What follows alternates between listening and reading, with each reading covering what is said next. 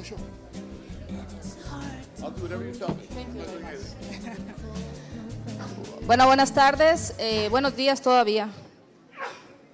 Siguiendo nuestro segundo módulo del primer día de actividad académica, estamos en tiempo. Me da gusto presentar al doctor Roberto Cervantes, maestro mío.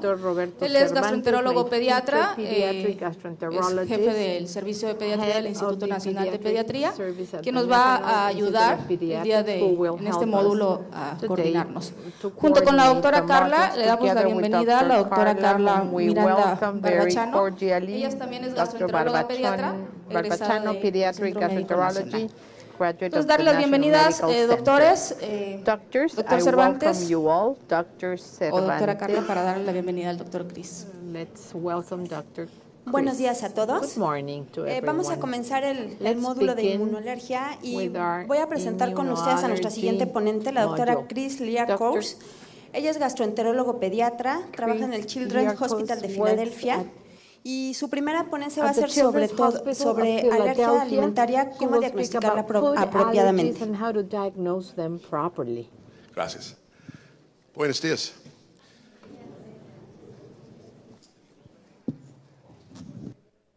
Is this okay?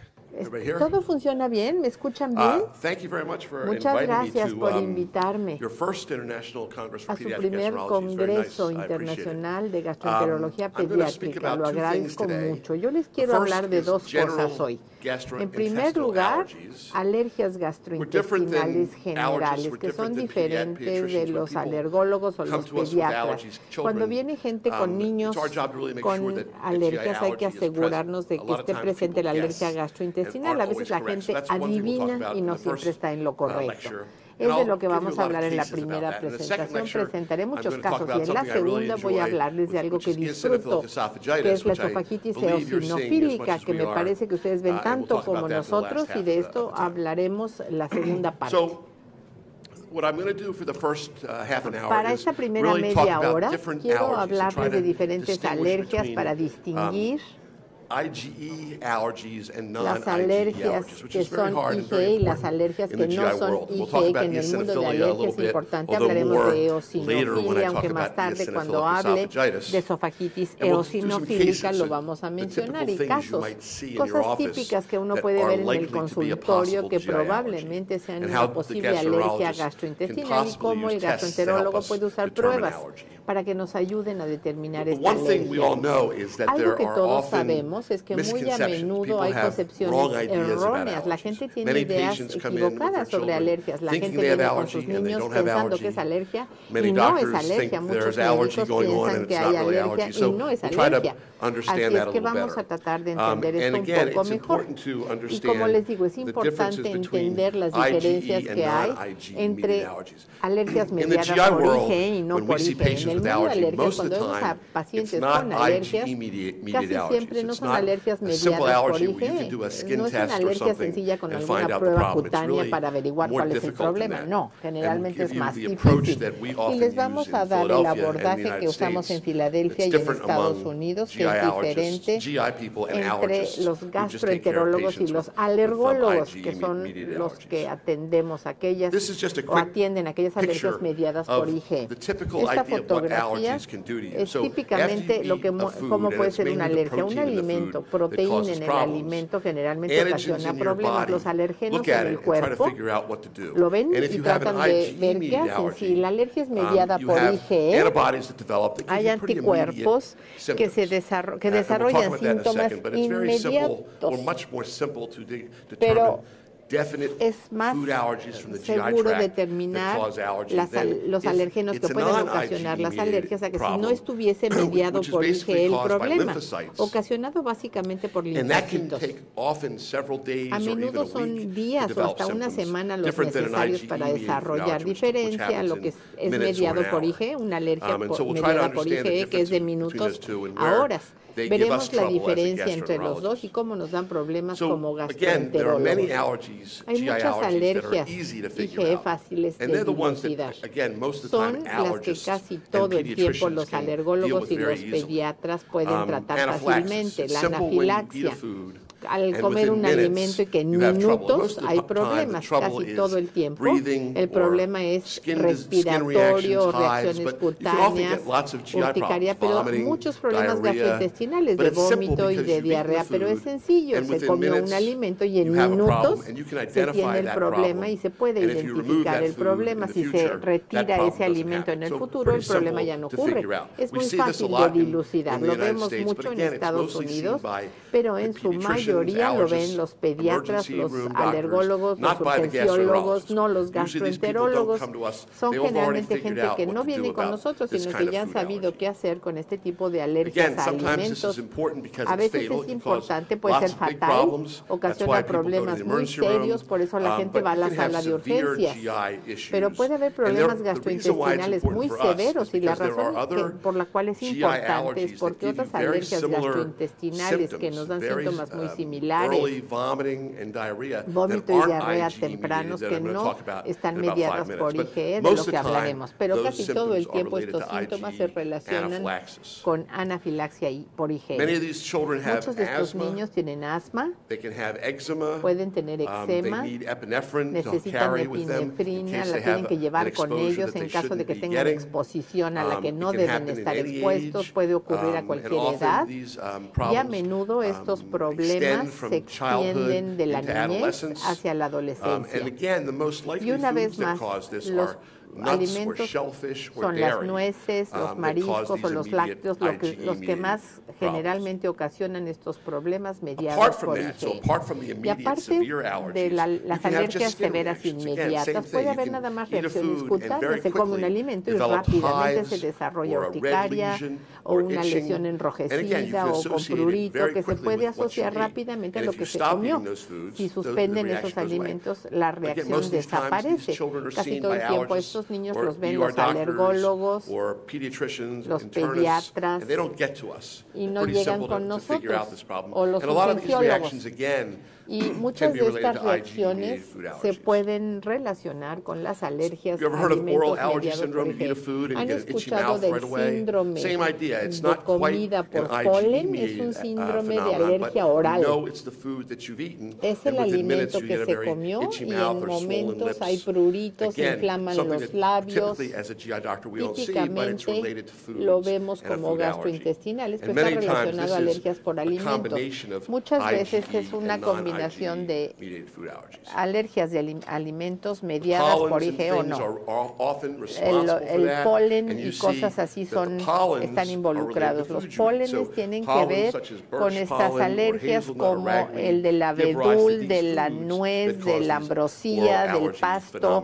Pueden ocasionar este tipo de fenómenos, pero no las cosas que vemos típicamente como gastroenterólogos. Son las cosas fáciles, se come algo e inmediatamente nos da un síntoma en minutos. Si se suspende el alimento, el síntoma desaparece. Lo difícil es ingerir alimentos que puedan ser una alergia y que lleve días para poderse eliminar, y se han ingerido muchos alimentos y ahí resulta difícil. Es más aparente para nosotros como gastroenterólogos. Y aquí tengo esto porque hay muchas alergias, muchas enfermedades que se dice que no son mediadas por IgE, que son muy difíciles de dilucidar, porque no hay pruebas como para las alergias mediadas por IgE. Del lado izquierdo está de todo lo que ya hablamos. Alergólogos que usan pruebas cutáneas o pruebas séricas que nos pueden dar la definición de las alergias, pero de la mitad a la derecha son enfermedades y problemas que pueden ser ocasionados por alimentos para los cuales no hay pruebas específicas. Ahí hay que usar el juicio clínico y otras posibles pruebas para identificar lo que está ocurriendo de un potencial alergia a alimentos. La lista es larga. Aquí descompuse todo de maneras diferentes, lo desglosé de manera diferente.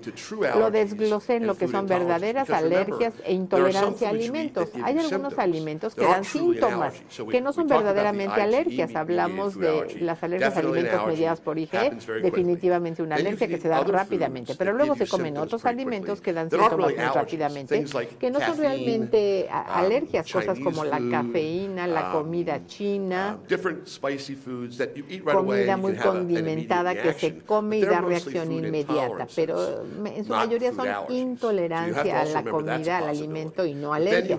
Hay que pensarlo como posibilidad. Y luego las que son verdaderamente alergias a alimentos que ocasionan interacciones definitivas con el sistema inmune, cosas como no mediadas por IgE o alergias a alimentos mixtas o enfermedad eosinofílica que se puede asociar con alimentos, pero mucho más difícil de dilucidar porque no hay pruebas fáciles.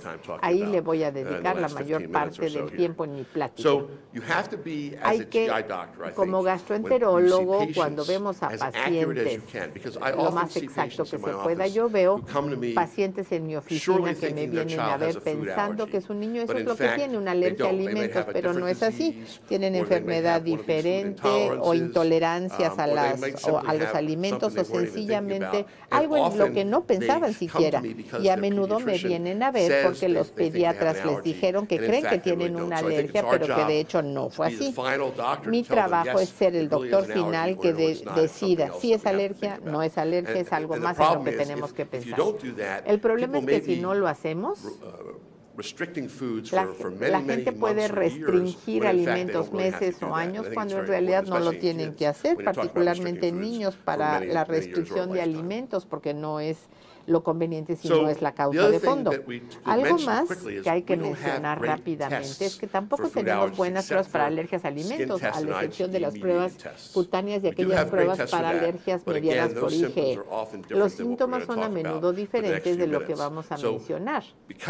Y debido a esto, hay que tratar de dilucidar las pruebas disponibles si es que las vamos a usar y los beneficios que nos pueden dar, porque algunas de estas pruebas pueden ser más invasivas de lo que generalmente puede hacer una prueba cutánea sencilla. Estas son las pruebas que funcionan para alergias mediadas por IgE, pero hablaremos de endoscopía, biopsias, etcétera, para alergias posiblemente relacionadas con alimentos. Si es que estamos atorados, no podemos encontrar el diagnóstico correcto. Recuerden, no todo lo que ven que creen que es alergia lo es. Niños de 2 meses de edad con vómito, dolor abdominal, regurgitación en Estados Unidos se les dan cambios de fórmulas muy a menudo, siguen con síntomas, y hay pacientes con otras enfermedades gastrointestinales como ERGE, otros problemas. Los de 8 meses que los vienen a ver que primero tuvieron vómito a los 7 meses, quizá no es alergia a alimentos lo que tengan, eso puede ser un problema congénito del tubo gástrico, que hay que preocuparse. O los de 3 años con diarrea, tristes que empeoran con los años. A menudo, como crecen bien y se ven bien, muchos médicos en Estados Unidos piensan que se relaciona con alimentos, se dedican meses, años cambiándoles alimentos y de hecho podrían tener enfermedad inflamatoria temprana. O sea que hay que pensar en muchísimas cosas que inicialmente parecieran ser alergia, que no necesariamente son.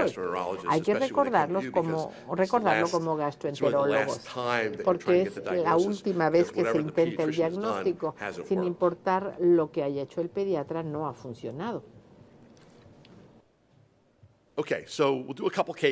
Veremos un par de casos para darles una idea de lo que vemos en Filadelfia, que son alergias a alimentos no mediadas por IgE. Lactantes 2-3 meses de edad que los vienen a ver con historia de evacuaciones con sangre, que puedan verse normal, no bajan de peso, comen bien, pero tienen mayor frecuencia de diarrea y sangre y moco en las evacuaciones. Un poco de vómito quizá, pero aquí es que lo básico es que se ven bien, suben de peso, y a no ser por eso no habría ninguna otra razón para tener evacuaciones con sangre, a no ser por una alergia por alimentos.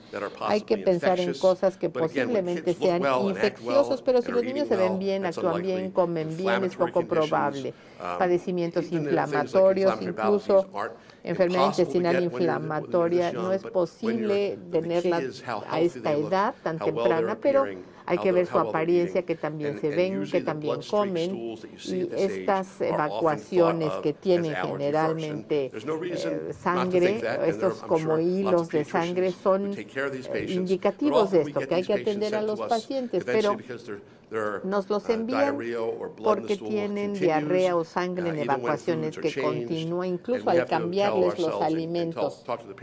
Y hablar con los padres es importante para saber si es el diagnóstico correcto o no. Además de lo que ya les mencioné, problemas infecciosos, inflamación por trastornos inflamatorios, habrá que pensar en estreñimiento, aunque generalmente no hay moco en las evacuaciones ni diarrea frecuente. Cuando uno ve a estos pacientes, es totalmente aceptable pensar en alergia a alimentos. Casi siempre los lácteos son el gran alergeno, incluso al amamantar al bebé, la leche materna o los lácteos que la madre ingiere pueden ser los causantes. Vemos a muchos pacientes así, los atiende uno todo el tiempo. No hay razón para no intentarlo. Pueden hacer un periodo de lavado y ver cómo les va. Hay una pequeña diferencia en Estados Unidos, creo que aquí en México, porque nosotros cuando cambiamos fórmulas en los pacientes, incluso cambiarles alimentos que ingiere la madre en su dieta, quitamos soya y lácteos. Sé que hay artículos recientes que sugieren que la alergia a la soya no es tan prevalente como se pensó alguna vez, que no siempre hay que quitar la soya, pero nosotros sí lo hacemos.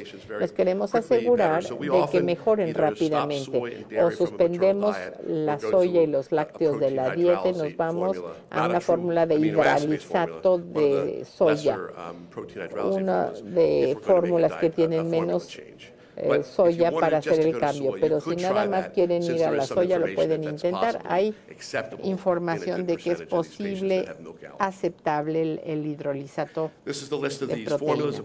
Esta es la lista de las fórmulas de las que hablamos. Usamos esto típicamente de necesitarlo, a menos que suspendamos los alimentos en la dieta materna. No sugerimos irnos a una fórmula basada en aminoácidos así de repentinamente, porque no es bueno. La fórmula que se basa en soya o alergias asociadas a soya y lácteos no implica que sean alérgicos a todas las proteínas de la dieta. El problema es que hay muchos pacientes que nos vienen a ver en quienes el pediatra intentó retirarles algunos alimentos o les cambió la fórmula y que persiste el problema. El problema es que los papás quieren saber, tengo que continuar quitándole cosas a mi dieta, ¿qué tiene realmente el paciente? Hay otros alimentos que son el problema y llega uno al punto en el cual dice uno, quizá hay que suspender la lactancia materna porque hay síntomas. En este punto uso algunas pruebas para ayudarme a decidir si es importante. Una biometría hemática para ver si están anémicos y hasta sigmoidoscopía flexible para que yo vea qué tan inflamada está la mucosa colónica. Porque si la mucosa está significativamente inflamada, puede haber más problemas en los meses venideros. Más vale que haga cambios o cambios estrictos más temprano que tarde. Esta es una prueba que se me ocurre si necesito ver que lo que le digo a los papás es correcto. Número 2, y no estoy 100% seguro de la respuesta que debo dar, porque una vez en estos pacientes que se hacen las biopsias iniciales, hay muchos eosinófilos y un fenómeno alérgico en el tubo gástrico que les va a convencer que no es otro problema inflamatorio o algo que pasemos por alto. Ayuda a identificar el problema y saber qué hacer y dar el tratamiento de manera correcta. Vemos 2 a 6% de niños que nacen en nuestro país con este problema. La leche de vaca, ya se los dije, es el antígeno más común, pero también en Filadelfia y en Estados Unidos hay cruce con soya. 60% de los pacientes son amamantados y muchos de estos niños o tienen respuesta a los antígenos, lo que bebe o come la madre, o a la leche materna. Hay que verlo con mucho cuidado, porque lo último que queremos hacer es suspender la lactancia materna, pero si los síntomas son demasiado severos o hay anemia, quizá tengamos que hacerlo. A menudo, como ya dije, vemos estas estrías sanguinolentas. Se ven bien, eso es lo clave. Es diferente de algo más de lo que les voy a hablar en un momento, porque esencialmente es la diferencia importante que se ve de otros tipos de alergia. Pueden tener algo de eosinofilia, la cuenta sanguínea periférica, pero las pruebas de mediación de IgE no sirven. Se quita el antígeno de la comida.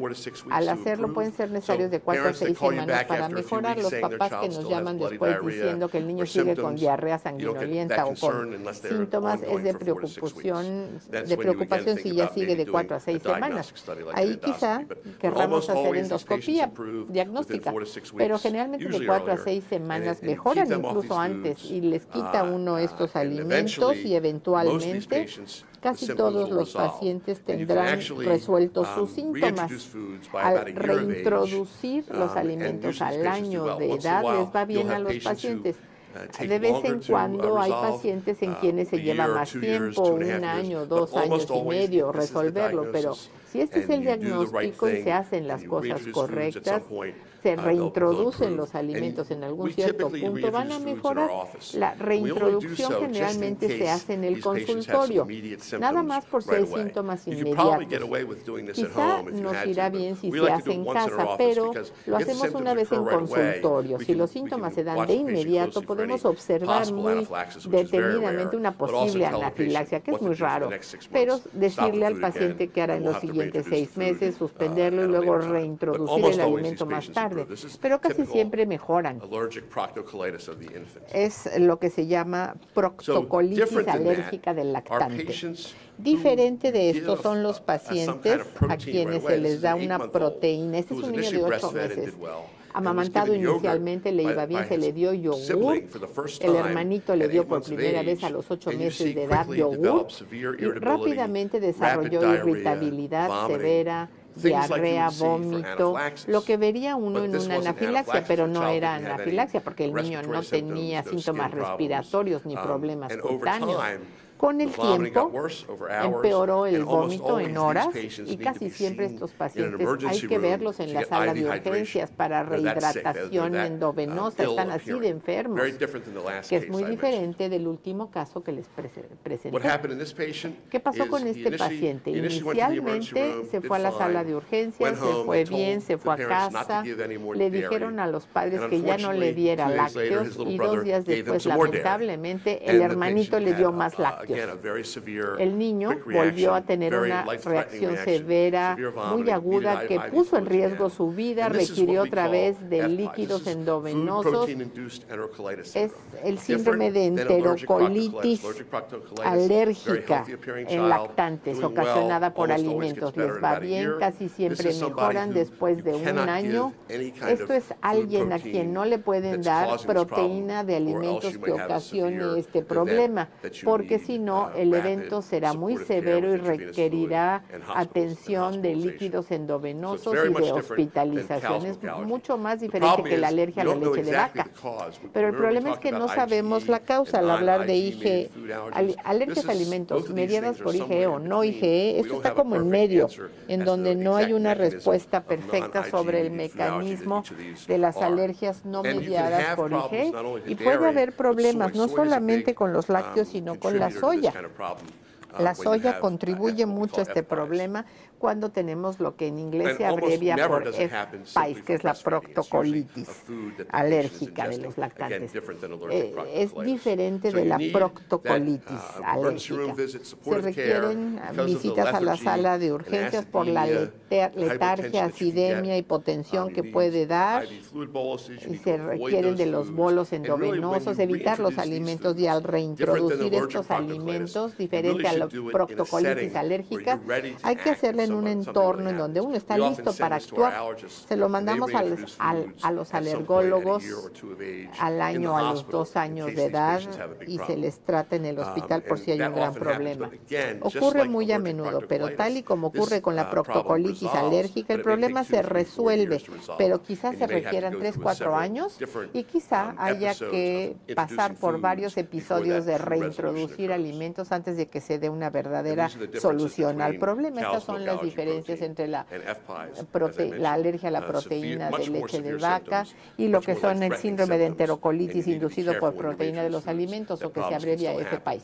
Son los problemas que pueden ocurrir y habrá que asegurarse de que haya atención médica en el caso de que esto suceda. Y los pacientes que son jóvenes, que en vez de que tengan vómito o diarrea, tienen menos evacuaciones, estreñimiento, menos evacuaciones. Alguien de 3 meses con irritabilidad severa, que tiene evacuaciones 2-3 veces a la semana, no sube bien de peso, y por la severidad del estreñimiento de este niño había la preocupación de que hubiera algo malo anatómicamente, enfermedad de Hirschsprung, volvulus, o estenosis colónicas.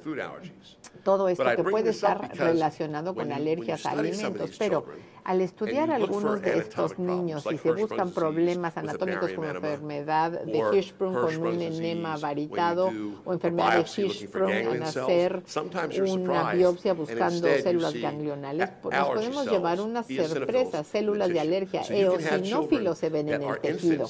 Son lactantes con estreñimiento, que es ocasionado por una alergia a alimentos. Quizá no lo piense uno de inmediato, ni que sea algo que les apuesto que van a querer tratar hasta que estén totalmente seguros, pero es un pensamiento que quiero compartir, pensando que la alergia a alimentos es posible de algo que no pensamos típicamente en muchos lactantes. Se trata de la misma manera, se quitan los alimentos y se van reintroduciendo gradualmente. Otro tipo de problema de alimentos en gente de mayor edad, que no es una alergia real, es este caso. Alguien de 16 años o adolescente con dolor abdominal, diarrea y distensión después de comer ciertos alimentos. En este caso, cuando se pregunta por la historia, se pregunta, ¿bebe helado, leche, otros lácteos? A veces pueden asociar sus síntomas con alimentos específicos. Y aunque no es una verdadera alergia, es más bien intolerancia a alimentos, habrá que pensarlo. Y vemos intolerancia a la lactosa muy frecuentemente en Estados Unidos. Creo que en la población latina también ocurre muy a menudo. Muchos niños con síntomas después de los 5 años, pensamos en esto, se ven muy saludables, a no ser por esto, se ven bien. Puede asociarse a un alimento con síntomas durante ciertos días. ¿Cómo saberlo? Pues quitando el alimento, como ya dijimos antes, si hay anafilaxia, quitar los alimentos, algún problema, mencionar o preguntar si comen lácteos y les da síntomas, tratando de eliminar estos alimentos, o hacer una prueba de aliento de lactosa, que lo usamos muy a menudo en Estados Unidos. La prueba de hidrógeno o de aliento, hidrógeno en aliento, para ver cómo se produce el nitrógeno. Generalmente, si es lactosa y hay lactato normal y capacidad normal para digerir la lactosa, se digiere la lactosa, se va al torrente sanguíneo y no hay problema.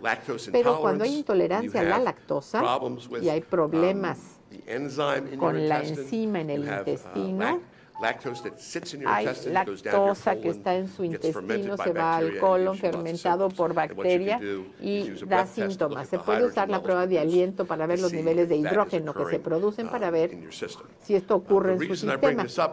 La razón por la cual menciono esto, lo de la enzima, es porque es importante que sepamos. A menudo vemos que los pediatras culpan a los niños que tienen, le culpan esto a la intolerancia a la lactosa si son niños de 6 meses. Esto puede ocurrir cuando al niño le da una infección, enteritis, gastroenteritis, sí. pueden tener intolerancia a la lactosa secundaria durante unas semanas, pero generalmente se resuelve, el intestino, las enzimas de lactato se regeneran, les puede ir bien, pero no hay problemas constantes con la lactosa. Es muy raro que haya deficiencia de lactasa que sea congénita. Es 1 o 2 en 1 millón de personas, o sea, darle a alguien una fórmula libre de lactosa un tiempo muy prolongado generalmente no es lo mejor cuando son pequeñitos. Más vale que sea un periodo corto y lo superan. Lo que nosotros llamamos deficiencia de lactasa primaria solamente comienza a los 4, 5, 6 años de edad y ya luego se vuelve más prevalente al tener más edad, al perder más lactasa como parte de la cuestión genética. Cuando alguien dice que un niño de 1 año de edad tiene intolerancia a la lactosa, yo digo, hay algo más que está ocurriendo, hay un fenómeno secundario que ocasiona la intolerancia a la lactasa, otra enfermedad en la que habría que pensar. Las curvas de crecimiento y todo esto que es importante. Alguien con una curva de crecimiento así voy a pensar en inflamación y malabsorción. Si lo comparo con una curva de crecimiento que se ve completamente bien, sin cambio, y que dicen que tienen problemas de lactosa, quizá es una deficiencia primaria de lactosa, que es típica. Pero si seguimos con intolerancia a la lactosa y se ve una curva como esta, puede haber otro problema de malabsorción, muy seguramente. Hablamos de las modificaciones de la dieta, suspender la lactosa, usar lactato como tratamiento. Y mencionaré un par de cosas más, como la intolerancia a la fructosa o la sucrosa o sacarosa. Hay gente que comúnmente tiene esto igual que la intolerancia a la lactosa, por diferentes disacáridos. Lo último de lo que quiero hablarles antes de hablar de la esofagitis eosinofílica es algo que no vemos muy a menudo, pero de repente sí vemos a algún niño de mayor edad con dolor abdominal severo, diarrea, vómito, que a menudo tiene sangre, hematemesis o diarrea sanguinolenta, baja de peso y dolor más severo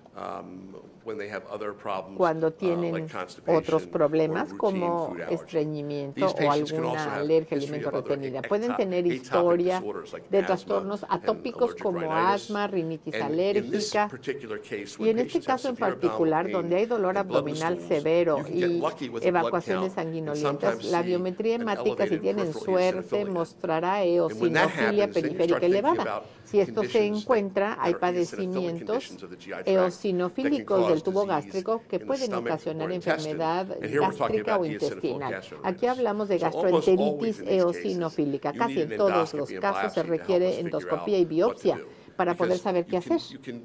Porque podemos adivinar algo acerca de los síntomas, podemos utilizar la biometría hemática un poco, pero el problema es lo que cuenta notoriamente se relaciona más al medio ambiente más que a nada más. Los que tienen este tipo de problemas generalmente tienen asma, eczema, y la biometría hemática responde más a asma, rinitis alérgica, eosinofilia en las cuentas sanguíneas periféricas que más se relacionan al medio ambiente que al tubo gástrico. Hay que tener cuidado. Aquí las biopsias muestran grandes cantidades de eosinófilos gástricos o colónicos. Y no solamente eosinófilos superficiales, sino en capas más profundas, en la serosa o en la muscularis, donde puede haber muchos eosinófilos. Son diferentes formas como se pueden presentar. Es más fácil que en otros pacientes porque estos sí están muy enfermos. Los pediatras no saben cómo tratarlos y se los envían a ustedes para que se sepa por qué tienen esta diarrea y vómito continuo. Hablamos de un espectro de la enfermedad, proctocolitis alérgica lactantes con un poquito de eosinofilia en el tubo gástrico, pero que a no ser por eso se ven bien hasta el otro extremo, este problema de la gastroenteritis eosinofílica, ya con muchos eosinófilos en el tubo gástrico que ya son mucho más enfermos. Lo que nos lleva a lo que es más probable que veamos en Filadelfia sobre alergias a alimentos. Al hablar de gastroenteritis eosinofílica, vemos un caso al mes de este problema. Ahora voy a hablar de esofagitis eosinofílica. 5 o 6 casos vemos de este problema que se ha desarrollado muchísimo en los últimos 10 o 20 años. Así es que ahora es el momento de cambiar diapositivas para que vayamos a mi siguiente plática.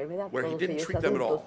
No los Initially, we trató didn't en know what to do with absoluto them. This porque is 15, inicialmente 20 no years ago. sabíamos qué hacer And con over a ellos. Esto fue 7-year hace period 15 of o 20 time, años. Durante un he lapso de found 7 out that años, patients who were encontró que los untreated, pacientes no many of them tratados, eventually, muchos de ellos, over time, a la developed larga, con el tiempo, esophageal narrowing desarrollaban and un fibrosis. angostamiento So one of the esofágico y fibrosis. complications, the Una major de las complication complicaciones o la so far of principal this disease is that your complicación en el esophagus momento de esta becomes enfermedad very es que el fibrotic esófago se and vuelve muy narrow, fibrótico and then you y have se more angosta, se anatomic estrecha, problems por lo than que you hay had problemas originally. So we anatómicos, know that this más problem, problemas untreated, anatómicos que often originalmente. causes more Este problema morbidity. sin tratamiento lleva a más We also know morbilidad. that lots of these patients have other atopic features. I mentioned that in the first half hour, that patients with food allergy can have other things like asthma and eczema. Well, in this group of patients, by far, 60 or more percent of these patients have asthma or allergic rhinitis or eczema, other types of allergic things. They can even have IgE-mediated food allergies and this disease. So often they go hand in hand. And when you look at the first consensus report, so because this disease became more prevalent, we had a group of doctors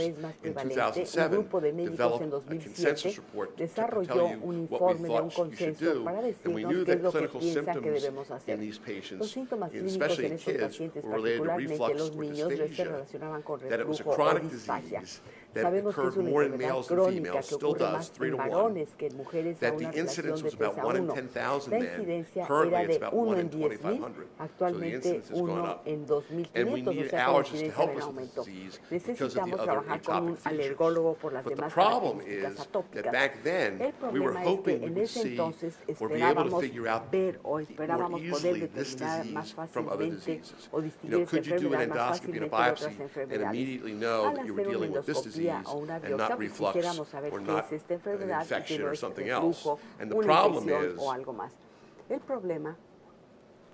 that there are no, and still are, no pathognomonic findings for this disease. There's not one test you can do initially to say, oh, that's what you have, you definitely have this. All these things that we're going to show you, endoscopy that shows white plaques in your esophagus, or rings, or biopsies that show lots of eosinophils, or a barium study when you have swallowing problems that is narrowed and gives you narrowing.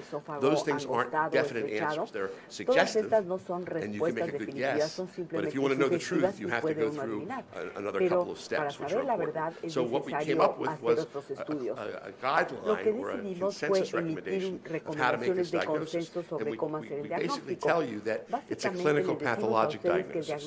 You have to be a clinician to make this diagnosis. You have to not only know the symptoms and what's going on, but you have to get a biopsy to know for sure what you have. If you have somebody who presents to you in the emergency room with meat impacted in their esophagus, and you look with your endoscope and you see white plaques or rings, you can think to yourself, this patient probably has esophagitis, but 2 out of 10 of those patients don't have it, or can respond to something different, which we're going to talk about.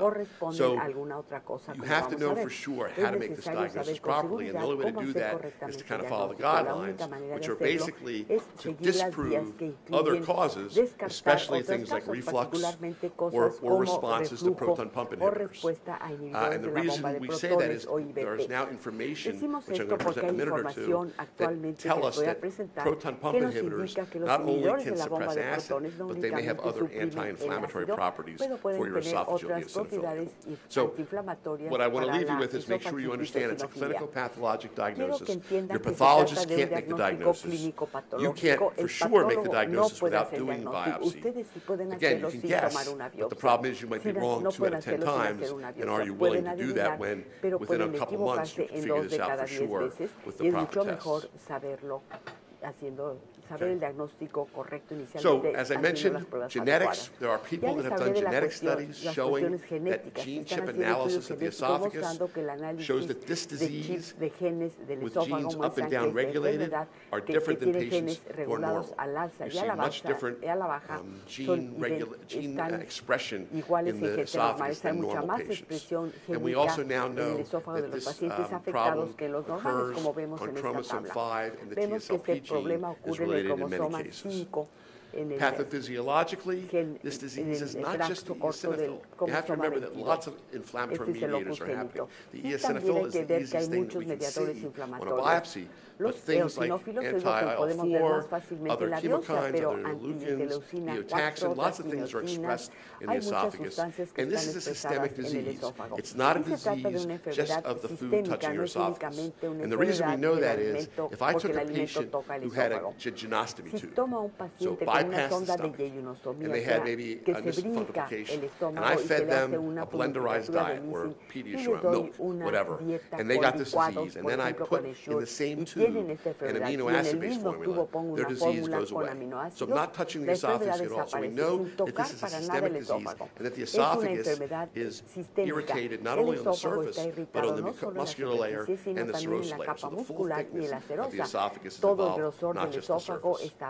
And over time, if left untreated, as I mentioned, that Dr. Straumann did work in Switzerland, you see a progression of this disease in many patients because fibrosis develops in the deeper layers of the esophagus. So a reason to treat this disease. Clinically, there's a male predominance both in children and adults. This one chart that I'm going to show you shows that the symptoms can vary from reflux symptoms and vomiting to dysphagia and food impaction, and it seems like the older you get, and not having been diagnosed properly, the more time has gone on for deeper layer fibrosis, and that's why you get things like dysphagia and food impaction when you're older. If you look at the adult world, most of the adult literature surrounds food impaction, dysphagia, and strictures. The problem is they're missing, unfortunately, the people who have early disease, and they're not treating them well, so lots of adults who have reflux. 1/10 of them may develop this disease over time, or have this disease, and may develop fibrosis over time, but they're being, I don't want to say ignored, but lost, and it's not until they develop fibrosis, dysphagia, or food impaction that the adult gastroenterologist then does their thing. So it's very important that patients who have prolonged reflux and are on chronic PPI therapy, which we see a lot in kids, eventually be studied to figure out if they have this disease and not simply have reflux. And you can see in the adult world, we're just starting to see patients or get reports of patients who've had reflux, but we're seeing more and more increase in that as the adult GI doctors are getting better and doing what we're doing over time. So I really think if you look at all these questions, that pediatric and adult GI or adult EOE are the same disease. They're both occur at the same time. The upper endoscopies are the same visually. The biopsies are the same. The genetics are the same. The fibrosis is the same. The only thing that's different is the clinical presentation, and I think over time the adults are going to see that more of these patients have reflux esophagitis. So more recently in 2011, there's a newer set of guidelines or consensus recommendations, and the only big difference was that we mentioned that this disease was really a food antigen or immune-mediated disease, and that food antigens are the primary cause of this disease. Otherwise, everything else is pretty similar, except for one thing, this PPI responsive esophageal eosinophilia, which is basically something that the adults are really thinking about and talking about, and is important because of the concern about PPIs in general, that we see lots of patients who have similar clinical presentations, similar endoscopic presentations, who respond if you give them a really good dose of PPI therapy. Doses like 1 per kids, 1 per kilo twice a day, up to 40 milligrams twice a day. So a high dose in adults, 40 milligrams twice a day would be our max, but 1 milligram per kilo twice a day. And people that have esophageal eosinophilia that you thought might have been this disease respond to that. Not a lot of people, but some. And it's not the same disease because, as I talked in the last 5 or 10 minutes about therapy for this disease, PPIs don't treat the same way, so they're treating something completely different. And the reason I say that is I run a specialty clinic in Philadelphia where we see second opinion patients. And we have lots of patients who come to us who think they have EOE and who are treated with dietary therapy or steroid therapy and aren't better. And if we put them on proton pump inhibitors, which never was done in their case, which should have been done, they get completely better. So these are patients that if PPIs were treating the same disease, should have been better either way, and they weren't better when you were treating EOE. So again, very important to figure out, are these patients PPI responsive or not before you give them the diagnosis of EOE, because it changes the whole way you think about these patients over time. And these are just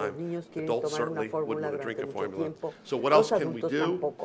Even though this is probably the most effective therapy, it works in 98% of patients, and it's also very good if you have severe weight loss and failure to thrive, because you're not only treating the disease, but you're giving calories, but you can instead give an empiric diet. Over time, we learned what foods were the most likely foods that cause this disease, and because of that, Dr. Kagawala in the mid-2000s decided to do what's called a 6-food elimination diet, and he gave basically patients who had this disease, he withdrew the most likely foods, dairy, soy, wheat, eggs, nuts, and fish, And if he did so, he was very successful in about 75% of patients. Still wasn't as good as an amino acid-based formula. Amino acid-based formulas were still better than 90%, but still 75% wasn't bad for not having to do an elemental formula. Currently, there are many other studies going on that are trying to reduce the number of foods that we initially withdraw. So that was what's called a 6-food elimination diet. There are studies going on now with 2 and 4 elimination food diets, even single-food elimination diets. But the problem is, as you begin or start your diet with less and less food restrictions, there's less and less chance that you're going to have a successful response. You see that over time, as I said, Dr. Kagawalla's article showed 75% improvement. Well, when you use 2 foods, it's about 60% improvement. If you use a single food, it's only about a 50% improvement. And by far, when you're removing foods, dairy by far is still the biggest culprit in all these patients. The reason why people are doing that, though, it's a lot easier to do, it's a lot more acceptable to people to do, and hopefully if you get lucky and you find these foods this way, you don't have to go through the whole process of removing lots of foods, because the problem is, over time, endoscopy with biopsy is still the only diagnostic method you have to prove that things are improving. Symptoms don't always correlate with what you see visually. So if you have a patient with this disease and they have problems, and they have dysphagia or vomiting, and you treat them, and they come back to you and say, I feel great. You can't always go by their symptoms, because patients can say they feel well, but when you look, they can still have lots of eosinophils in their esophagus. So you still need to do, at some point, a biopsy on treatment to see what's really going on. Allergy testing isn't very effective in this type of patient, because again, it's not an IgE-mediated disease, it's a non-IgE-mediated disease. So skin prick testing, which is beneficial in some of these patients because they could have other allergic phenomenon, doesn't figure out the problem in this disease. So we know, I'll skip through this real quick, we know, as I told you, that none of these things are effective in this disease. Omalizumab doesn't work. We've looked at IgE knockout models of mice, it doesn't work.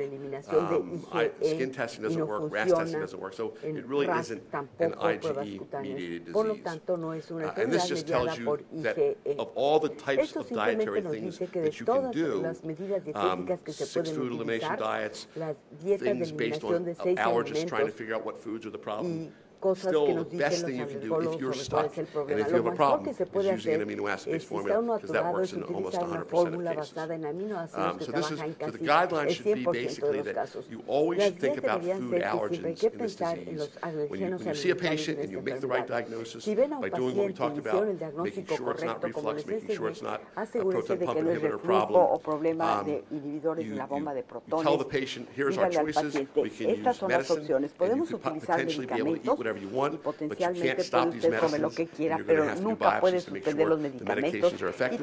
Or you can try food restriction or food removal, which is probably the better choice because you're fixing the problem. But the problem is, it's a life, at this point, what we think is a lifelong problem of causing of this disease.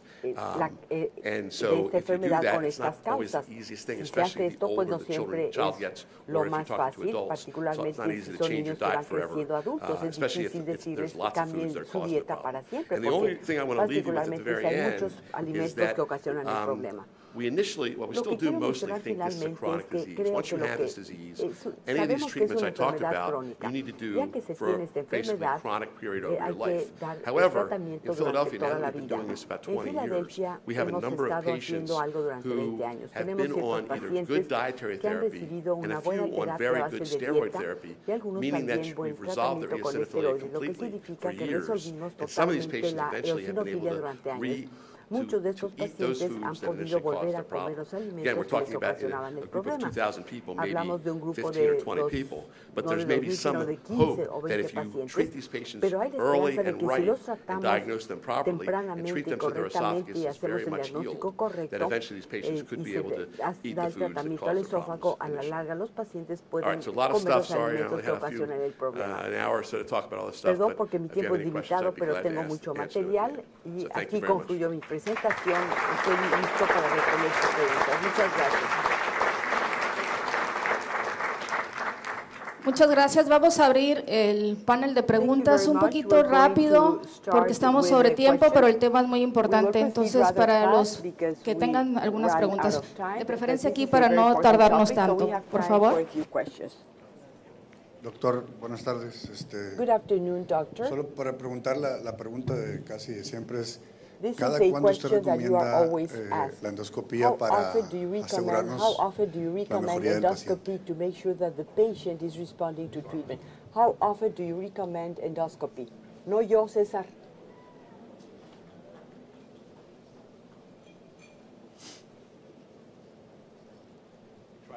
Sí. How often do you recommend intentar, endoscopy? cada cuándo recomienda How el often do estudio you endoscópico recommend y la biopsia para endoscopy and poder biopsy to make sure demostrar the la patient is mejoría del responding to paciente? treatment or improvement?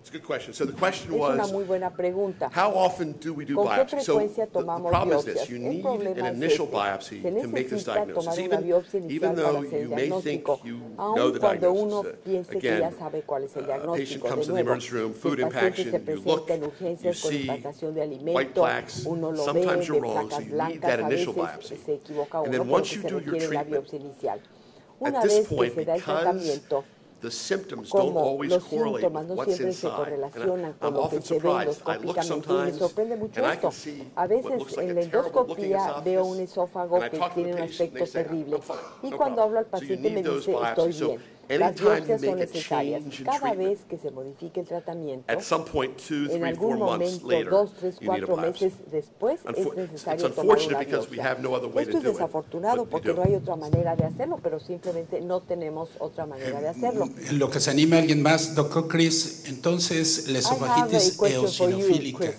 y la alergia a la proteína de la leche son entidades diferentes que no guardan ninguna correlación. Is that so? So, yes, that is so. Use the microphone, please. Microphone, micrófono. Only of the esophagus. It's very interesting because La sorry, esofagitis eosinophilic eosinofílica esophagitis only affects the es muy esophagus. interesante porque únicamente You wonder afecta why. el If you're eating a esófago. food, Y uno se why pregunta is it por just qué. hitting Si the uno esophagus? está But it's comiendo un a alimento, ¿por qué type of solo le allergy afecta al esófago? that for some Bueno, reason es un tipo de affects the alergia que por alguna stratified razón squamous epithelium, afecta not el the epitelio columnar escamoso epithelium of the rest of the estratificado GI y no el tract. So things epitelio like columnar del allergic resto del tubo colitis, digestivo. eosinophilic Cosas como la gastroenteritis, colitis alérgica, la foods that gastroenteritis cause problems in the eosinofílica, lower los part of your GI alimentos que tract, ocasionan completely different than problemas this en el disease. tubo digestivo bajo son totalmente diferentes a esta enfermedad. Doctora, si se presenta, ¿de dónde es su nombre? Sí. Buenos días, soy la doctora Leticia Castro Ortiz, gastroenteróloga pediatra de la Escuela de Centro Médico La Raza. Para el doctor, la pregunta es la siguiente. En pacientes ya grandes, escolares, adolescentes, que se diagnostica el problema eosinofílico, en cuanto al manejo dietético, creo que es el problema dar a esta edad fórmulas a base de aminoácidos, a veces en la gran mayoría de los casos la rehusan. Ustedes en el manejo dietético de eliminación es de 6 elementos de los alimentos o de cuánto o cómo es el manejo dietético. So, the basic question is, what do we do when we have this diagnosis and we want to introduce dietary therapy? Do we jump right